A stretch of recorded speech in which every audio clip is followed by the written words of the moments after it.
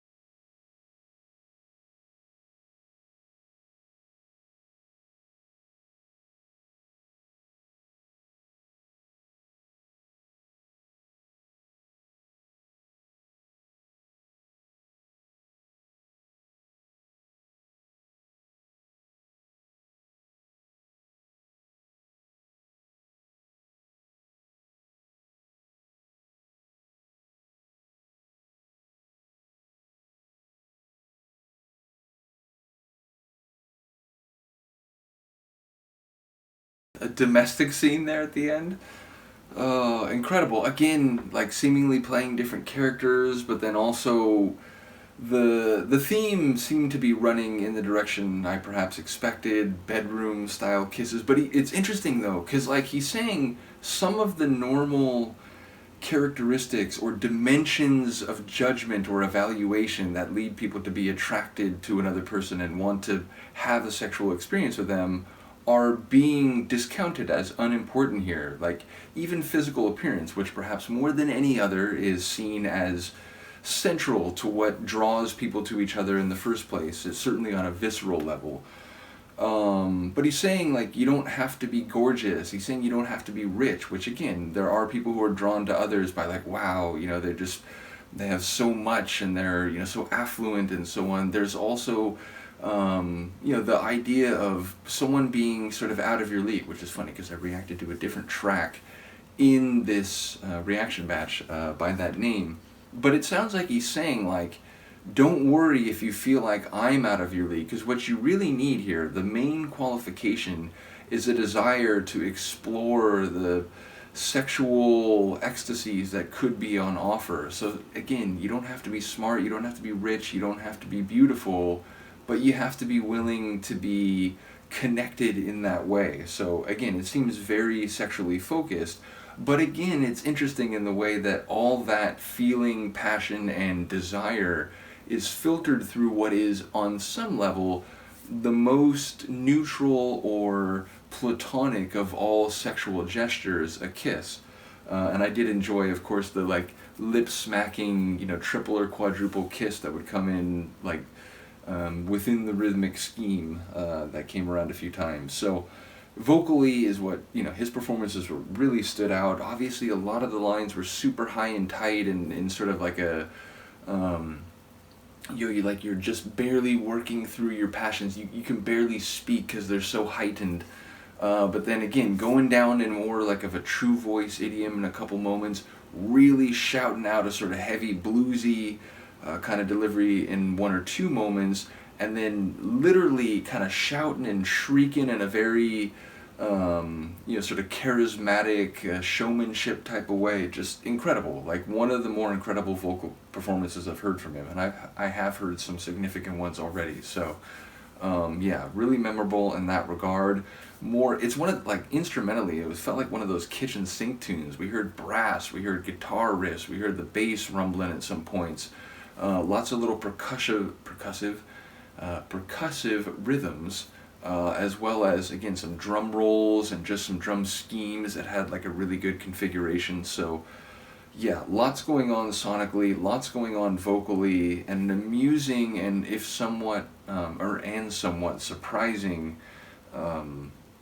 theme, it seemed, lyrically, if I'm reading it right. So once again, shout out to Stan, shout out to Chris, and to all the folks who've been following the Prince Deep Dive, like Tracy and a number of others, and I do appreciate those, even, you know, if it's just as a free member, and certainly anyone who joins as a full member, which you can do for $5 a month, which, you know, I get it, that in some circles or in some situations is a significant amount, but yeah, whether you join as a free member or as a full member, I do appreciate the Prince fans who've become like part of the Patreon community, so big shout out to all of you. Luca will continue sleeping through everything, unaware of my verbosity, and yeah, let me know what you think, and I will see you next time. Peace.